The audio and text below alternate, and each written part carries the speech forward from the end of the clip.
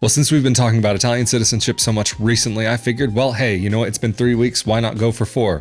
Who knows? Maybe even more. Let me know down in the comment section below if that's what you guys are interested in. But so far, based on feedback and reactions from you guys, it seems as though you guys are wanting to hear more about this particular topic. This week, I want to specifically talk about moving to Europe as an Italian citizen, both to Italy as well as the rest of the EU. This is another episode of Not Your Average Globetrotter, and roll that intro.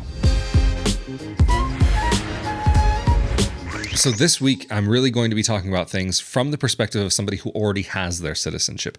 It could be that you're getting your citizenship recognized in the US or anywhere else in the world, and you're thinking about moving to Italy or thinking about moving to Europe. If you applied for your Italian citizenship in Italy, some of these factors, such as actually how to move to Italy, might not be as relevant. So there might be some factors within this that you may have heard in recent episodes. So if you are interested in moving to Europe and thinking about somewhere else in Europe, like Germany, Sweden, France, wherever it might be, that will have opportunities, maybe say for work or for studying, stick around till later in this episode where I'll be talking more about that. Of course, for more details about Italian citizenship, be sure to check out the Italian Citizenship Podcast.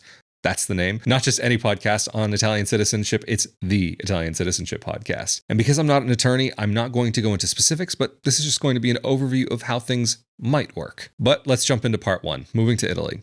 The first thing you'll need to make sure is that when you are moving to the country, how are you going to do so? Are you going to be there for less than 3 months or more than 3 months?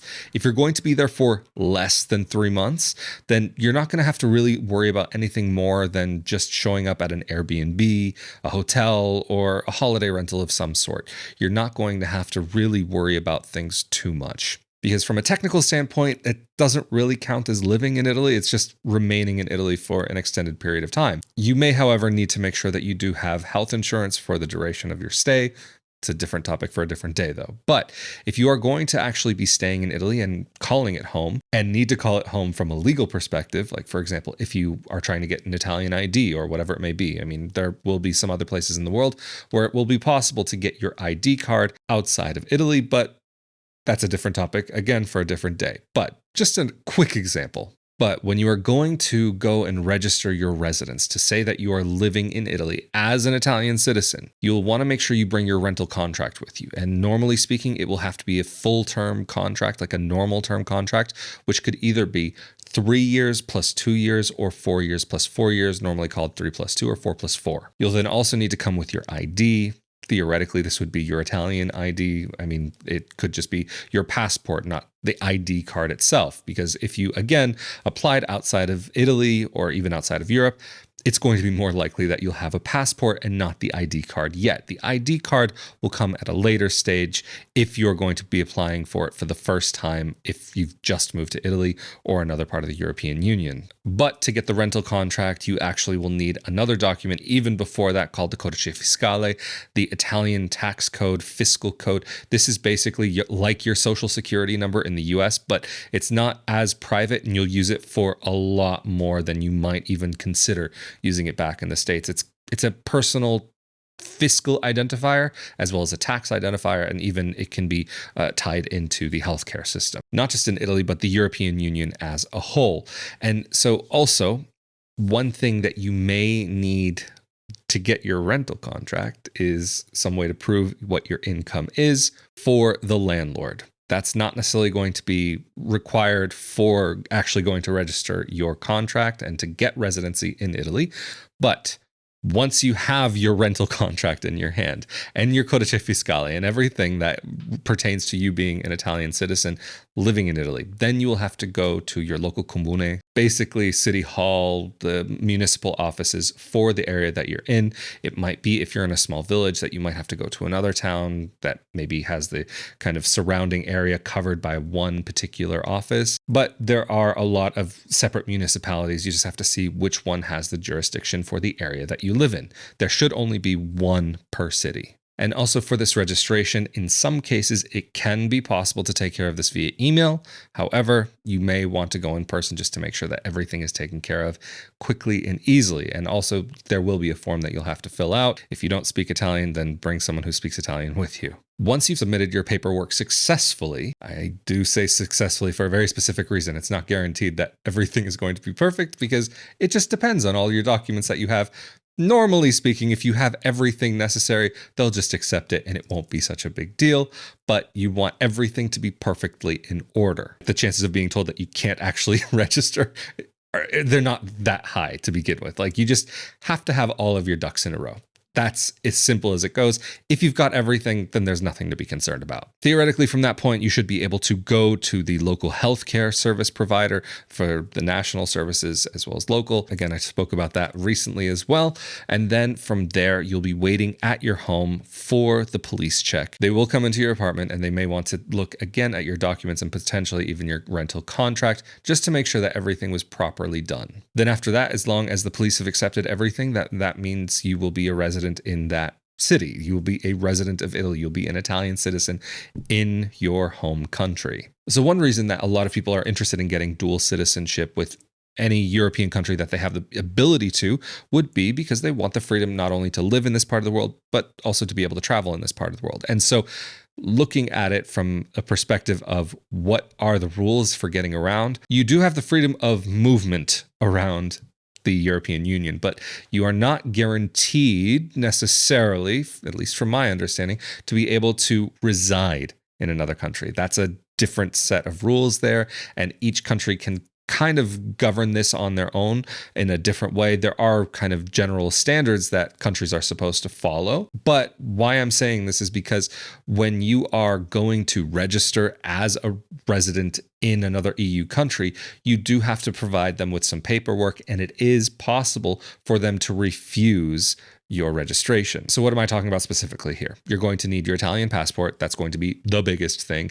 Theoretically, you should actually be able to do this with a European ID card. However, I've personally seen in my own set of circumstances, as well as I've heard from other people, that they've not necessarily seen that to be true. I can say for me personally, the clerk that asked me for my documents when I was registering specifically asked for the passport. I asked, well, wouldn't it be possible for me to use the ID?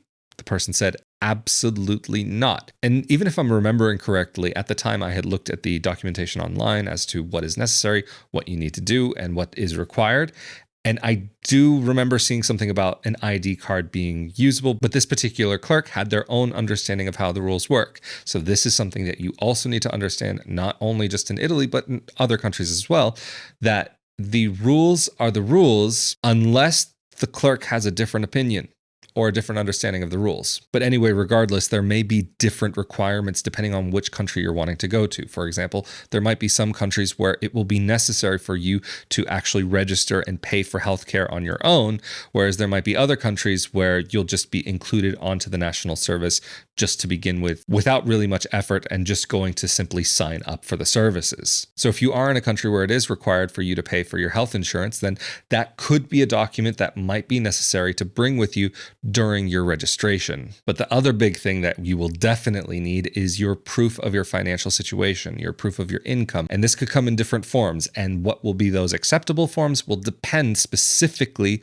on the country where you're going to be registering yourself as an EU citizen living in another EU nation. And of course, you will need to make sure that you have a proper rental contract that meets the requirements for that specific country and the specific area, whatever terms that they have set. So there are some things that do overlap with how things would work in Italy, but there's going to be some small little differences here as well, because of course, from country to country, it will change. This has been my experience here in Portugal, living as an Italian citizen in this nation. Even just to get the rental contract here, I did have to get a Portuguese tax code, a personal tax code for me to be able to use. So having lived in Italy, I do have an Italian tax ID. In Portugal, I also have one. But in Portugal, it does differ a little bit because your social security number in Portugal is separate from your personal tax ID.